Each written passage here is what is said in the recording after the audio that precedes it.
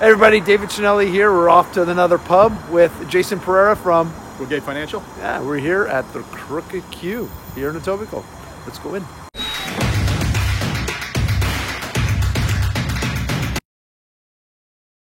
The Crooked Q has over 10,000 square feet. It's actually separated by two different rooms. You can come up here, it's a little more relaxed. You can play some billiards. It's got a retractable roof in the summertime. It's got fireplaces, and it's an award-winning renovation. Surprised. I mean, when you look at the redesign, I said when they did the renovation, this place is beautiful now. Right? It was overdue, and they did a really good job.